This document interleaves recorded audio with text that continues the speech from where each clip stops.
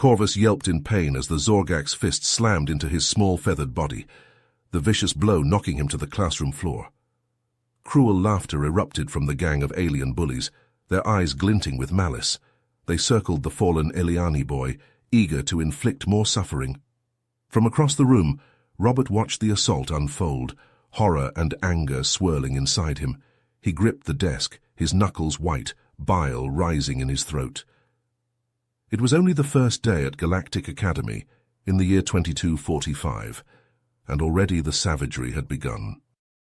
Around him, hundreds of alien students from across the Federation chattered and jostled, oblivious to Corvus's plight. The Vorex teacher droned on, lost in a heated debate about zooanthropology. No one else seemed to care about the vicious bullying. No one else wanted to get involved. Robert remained frozen in his seat, shame curdling his stomach. As the bell blared, the Zorgaks delivered a final kick before swaggering away, leaving Corvus crumpled on the floor. Robert forced himself to his feet, gathered his books, and hurried for the door with the others. For a single, searing moment, his gaze met Corvus's pleading eyes. Then Robert dropped his head and scurried out of the xenobiology classroom, hating himself. Little did Robert know that his inaction would haunt him in the days to come.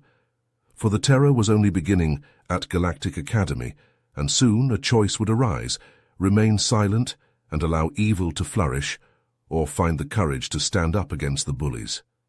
If Robert failed to act, not only would Corvus continue to suffer, but the unchecked cruelty would consume the entire school, making life unbearable for all humans and aliens alike. Robert had to make a change before it was too late. The following week saw the Zorgaks' cruelty towards Corvus intensify. In the cafeteria, Groknak waited until Corvus had his tray loaded with food before smacking it out of his hands, sending the contents splattering across the floor. The reptilian bullies guffawed as Corvus quietly picked up his ruined meal. Another day Robert watched as Corvus struggled to open his sabotaged locker, the dial jammed by Groknak's lackeys.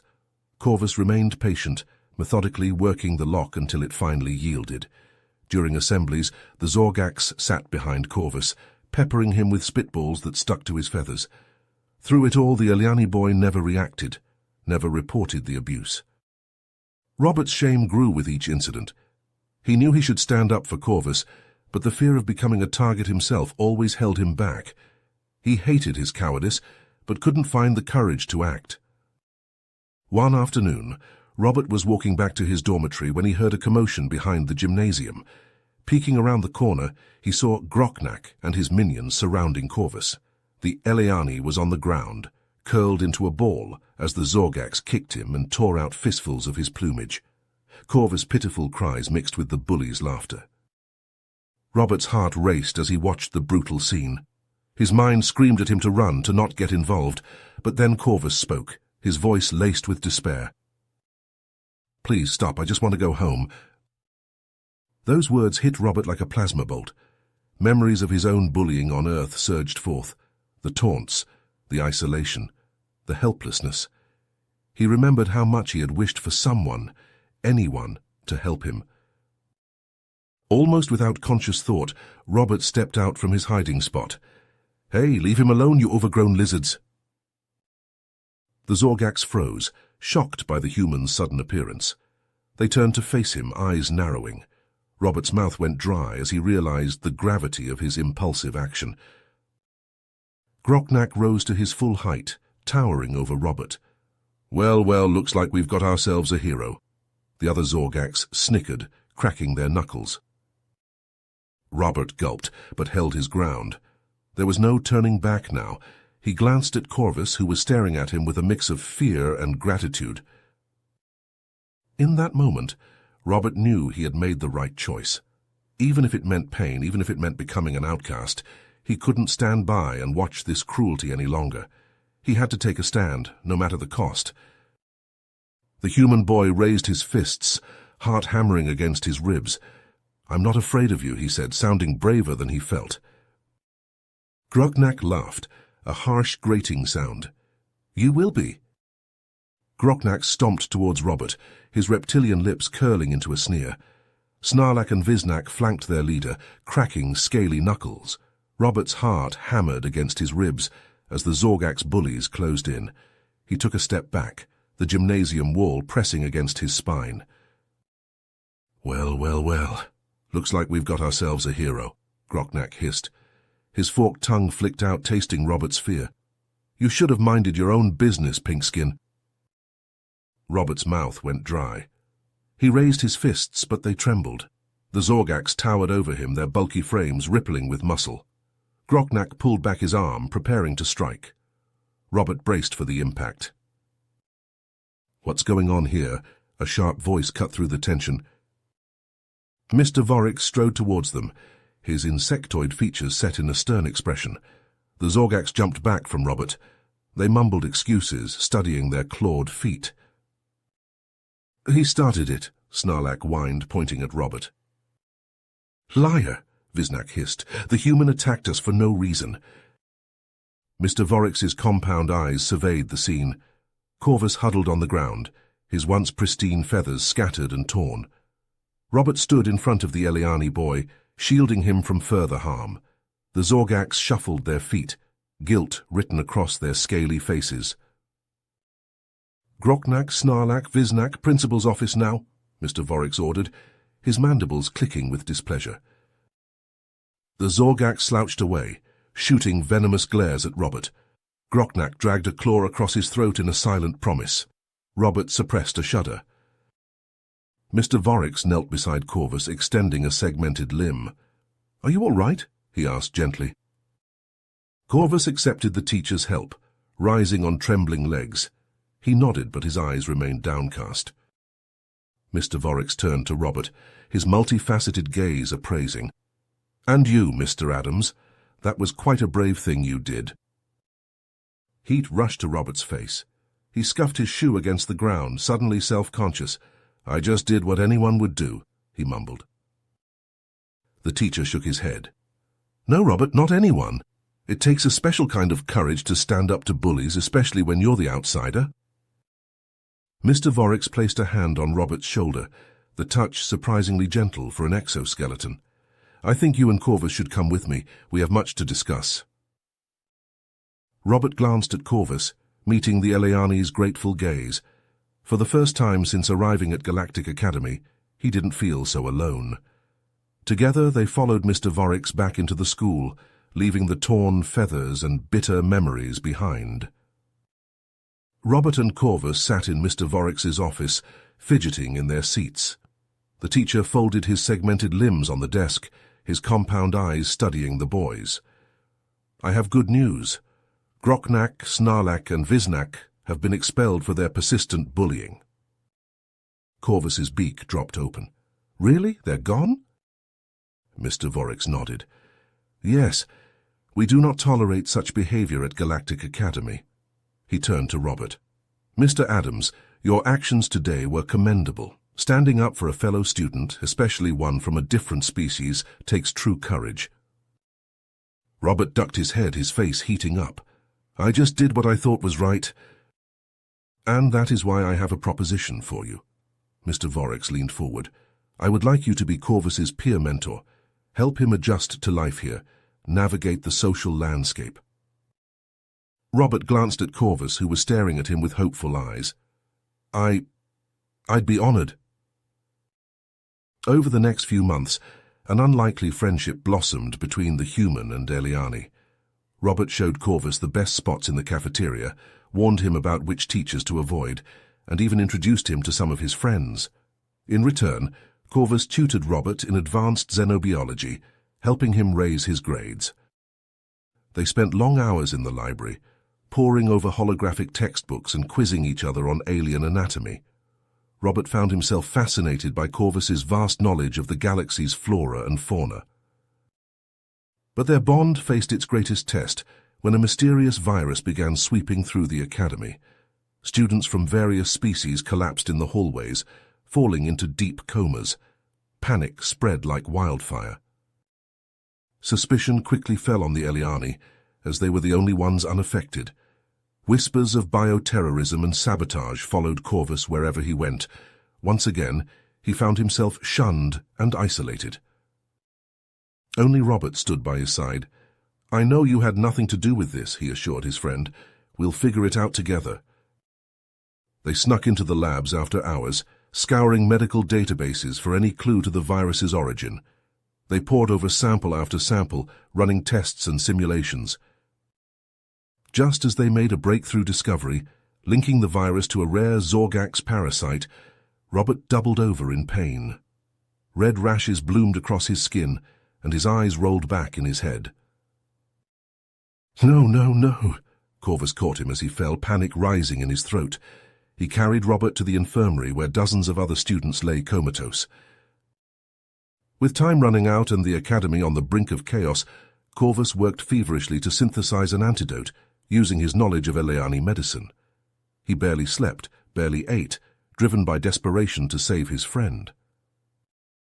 After 3 days of non-stop research and experimentation, Corvus burst into the infirmary with a vial of shimmering blue liquid. He administered it to Robert first, watching with bated breath as the human's fever broke and his breathing evened out. The antidote worked. Corvus mass-produced it and distributed it to the other students. One by one they woke up, groggy but alive. But not everyone was so lucky.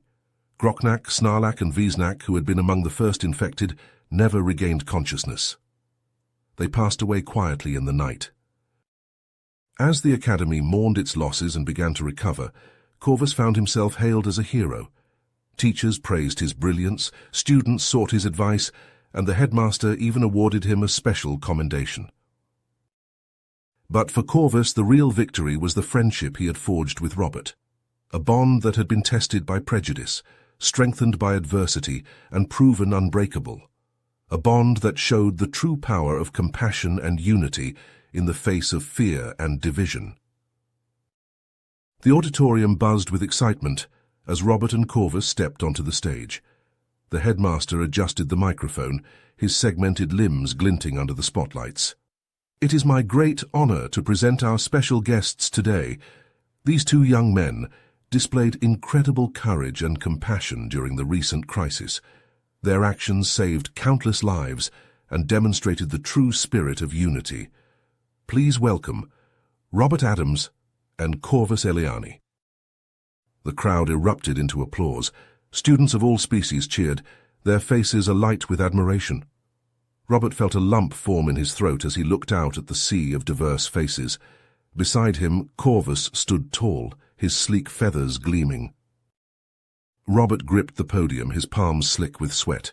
He took a deep breath, meeting Corvus's encouraging gaze. "Thank you, everyone. Corvus and I are humbled by your support. But we didn't do anything special. We simply did what was right." Corvus nodded, stepping forward. "Robert showed me the power of friendship, of standing up for others even when it's difficult. He taught me that our differences don't divide us. They make us stronger." Robert smiled at his friend before turning back to the audience. "We all have a responsibility to look out for each other, to fight against prejudice and cruelty wherever we see it. It's not always easy, but it's always worth it." As they spoke, their words seemed to hang in the air, resonating with the assembled students. Many nodded along, some wiping away tears. For a moment, the auditorium was united in a shared sense of purpose and understanding. But that fragile peace was shattered by a sudden explosion.